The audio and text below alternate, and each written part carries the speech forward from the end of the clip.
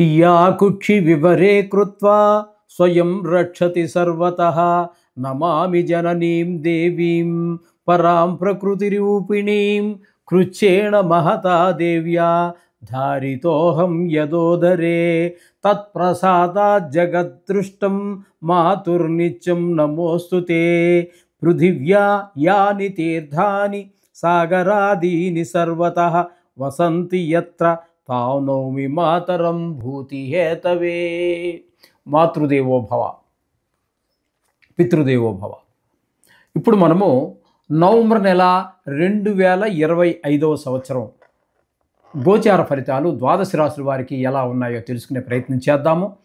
అందులో ప్రథమంగా మేషరాశి వారికి ఏ విధంగా జరగబోతుంది, ఈ నెలంతా గోచార ఫలితాలు ఏ విధమైన ఫలితాలు ఇస్తాయి అనేటటువంటి తెలుసుకునే ప్రయత్నం చేద్దాము. ఇది కేవలము గోచార ఫలితాలే. దీనిలో ఎక్కువ గ్రహాలు అనుకూలంగా ఉన్నాయని మీరు సంబరపడవలసిన పని లేదు. అలాగే తక్కువ గ్రహాలు అనుకూలంగా ఉన్నాయని మీరు కంగారు పడక్కర్లేదు. ఇది కేవలము నెల ఫలితాలు మాత్రమే. ఇది ఎంత చేసినా దీని ప్రభావం 10% మాత్రమే. వ్యక్తిగత జాతకం అనేటటువంటిది 100కి 80% నిష్ణాతులైన వాళ్ళు చెబితే, అంతేగాని ఇందులో ఇప్పుడు మనం చెప్పుకునేది కూడా సశాస్త్రీయంగా చెప్పుకుంటున్నాము. దీనిలో నా కల్పనలు కానీ అభూత కల్పనలు కానీ మీరు కోటీశ్వరులు అయిపోతారని కానీ లేకపోతే బికారాళ్ళు అయిపోతారని కానీ చెప్పడం ఏమీ జరగదు. శాస్త్రం ఎంతవరకు చెబుతున్నదో అంతవరకు మాత్రమే మనం చెప్పడం జరుగుతుంది. ఇది గమనించుకోండి. వృశ్చిక రాశి వారికి నవంబర్ నెల 2025 గోచార ఫలితాలు ఏ విధంగా ఉంటాయి అనేది సశాస్త్రీయమైన పద్ధతిలో తెలుసుకునేటట్టు ప్రయత్నం చేద్దాము. వృశ్చిక రాశి వారికి శుక్ర భగవానుడు జన్మంలోను, మళ్ళీ అంటే శుక్రుని యొక్క ఈ నెలలో నవంబర్ నెలలో ఆయన 3 రాశుల్లో సంచారం చేస్తూ ఉన్నారు. ఎక్కడ కన్యలో ఒక 2 రోజులు, తులలో ఒక 24 రోజులు, అలాగే వృశ్చికంలో 4 రోజులు, 3 రాశుల్లో సంచారం చేస్తున్నారు. ఇప్పుడు మనం చెప్పుకుంటున్నటువంటిది వృశ్చిక రాశి గురించి కాబట్టి శుక్రుడు గురించి ప్రత్యేకంగా శుక్రుడు గురించి చెప్పుకుంటున్నాం కాబట్టి మనం వెనక్కి వెళ్ళక తప్పదు. కన్యలో ఒక 2 రోజుల పాటు సంచారం చేస్తున్నారు. అంటే అది 11వ స్థానం అవుతుంది. ఆ 2 రోజులు కూడా ధనానికి లోటు ఉండదు, ఆహ్లాదకరమైన పరిస్థితులే ఉంటాయి. ఇక వ్యయ స్థానంలో 24 రోజులు. ఈ వ్యయ స్థానంలో కూడా యోగించేటటువంటి ఏకైక గ్రహం శుక్రగ్రహం ఒక్కటే నవగ్రహాలలో. కాబట్టి ఇక్కడ కూడా 24 రోజులు కూడా మీకు ధన ఆదాయం పెరుగుతుంది, భార్యాభర్తల మధ్య అనుకూలత ఉంటుంది, ధన లాభం ఉంటుంది, శత్రువులతోటి ఏ విధమైనటువంటి భయాలు అవన్నీ ఉండవు. మోక్షాన్ని గురించి కూడా ఆలోచన అంటే భక్తి ఇవన్నీ కూడా పెరిగే అవకాశం మనకి వ్యయ స్థానంలో ఉన్నప్పుడు 24 రోజులు కనపడుతోంది. అలాగే జన్మల్లో 4 రోజులు మొత్తం అంటే శరీర తనుభావం కాబట్టి అక్కడ మంచి ఆలోచనలు, మంచి ప్రవర్తన ఇవన్నీ ఉన్నాయి. ఈ 3 రాశుల్లోనూ ఉన్నారు కాబట్టి శుక్ర భగవానుడు 3 రాశుల్లోనూ కూడా అనుకూలంగా ఉన్నారు కాబట్టి ఇక్కడ మీరు ఏకాదశి స్థానం లాభానికి సంబంధించి చూపిస్తుంటుంది. వ్యయ స్థానంలో కూడా ఇంచుమించుగా అవే ఫలితాలు ఇస్తూ ఉన్నాడు శుక్ర భగవానుడు. కాబట్టి మీకు షేర్ మార్కెట్లో ఉన్న వాళ్ళకి, అలాగే సినిమా రంగంలో ఉన్నటువంటి, టీవీ రంగంలో ఉన్నటువంటి వారికి కూడా శుక్రుడు చాలా అనుకూలమైనటువంటి వాడు.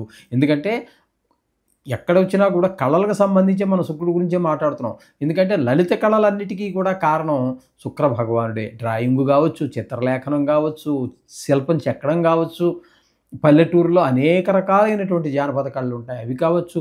ఏ లలిత కళ తీసుకున్నా కూడా శుక్ర భగవానుడి యొక్క అనుగ్రహంతో ముందుకు వస్తుంది. ఆమె ఒక మనిషిగా స్వతహాగానే ఏ సంగీతం నేర్చుకోకపోయినా కూడా అద్భుతంగా పాడగలుగుతూ ఉంటారు. దానికి కారణం శుక్రుడే. ఈ విధంగా ఎందులోనా రాణించారంటే లలిత కళల్లో శుక్ర భగవానుడి యొక్క అనుగ్రహం ఉండబట్టే, లేకపోతే రాణించలేరు. ఇది శుక్ర భగవానుడు. ఇక రవి యొక్క సంచారం కనుక మనం తీసుకున్నట్టయితే ఈయన కూడా ఈ నెల రోజుల్లో మొదట 1వ తారీఖు నుంచి 16వ తారీఖు వరకు వ్యయ స్థానంలో సంచారం చేస్తూ ఉన్నారు.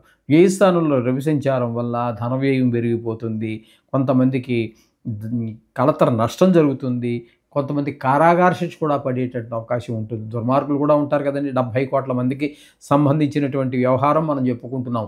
కాబట్టి ఒక రాశి కిందకి 70 కోట్ల మంది వస్తారు, ప్రపంచ జనాభాని 12 పెట్టి భాగిస్తే.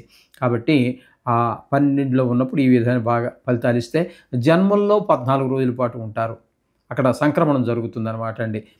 తుల నుంచి వృశ్చిక సంక్రమణం జరిగింది కాబట్టి 14 రోజుల పాటు ఇక్కడే ఉంటారు 17వ తారీఖు నుంచి వృశ్చికంలో జన్మల్లో ఉన్నారు కాబట్టి జన్మల్లో ఉన్నప్పుడు కొంచెం ఆలోచనలు తీవ్రంగా ఉండడం, ప్రవర్తన సరిగా లేకపోవటం ఇట్లాంటివన్నీ కూడా కనిపిస్తూ ఉంటాయి. కొంచెం ఆరోగ్య విషయంలో కూడా దెబ్బతినేటటువంటి అవకాశం అంటే చిన్నపాటి అనారోగ్యాలు కూడా కలిగే అవకాశం రవి వల్ల కలుగుతుంది. కుజుడు జన్మల్లో అస్సలు యోగించడండి. ఆయన కూడా ఇంచుమించు తీవ్ర స్వభావి, మాటలో కఠినత్వం ఉంటుంది. గాయాలు అయ్యి శరీరానికి తనుభావం కాబట్టి గాయాలు అయ్యేటటువంటి అవకాశం కూడా ఉంటుంది. ఎక్కడ ఏది మొదలుపెట్టినప్పటికీ ముందుకు వెళ్ళనటువంటి పరిస్థితి. ఇక బుధుడిని కనుక మనం తీసుకున్నట్టయితే జన్మల్లో ఒక 24 రోజుల పాటు జన్మల్లో ఉన్నారు. ఏమీ ఉపయోగం లేదని జన్మల్లో ఆయన యోగించజాలరు. అలాగే వ్యయస్థానంలో 6 రోజులు. వ్యయస్థానంలో కూడా ఆయన 6 రోజులు యోగించరు. అక్కడ ఇక్కడ కూడా ధన వ్యయమే జరుగుతూ ఉంటుంది. జన్మల్లో ఉన్నప్పుడు మంచి ఆలోచనలు కానీ, వ్యాపారం సరిగా నడవటం కానీ, ఏమీ మనసు బాగలేకపోవటం, శరీరానికి సంబంధించి కొంచెం అనారోగ్యాలు కూడా పొడచూపే అవకాశం ఉంది. అంటే రవి యోగించటం లేదు, కుజుడు యోగించటం లేదు, బుధుడు యోగించటం లేదు, శుక్రుడు మాత్రం యోగిస్తూ ఉన్నారు. శుక్రుడు ఒకడు యోగిస్తూ ఉన్నారు. ఇకపోతే చతుర్థంలో రాహుగ్రహ సంచారం జరుగుతోంది.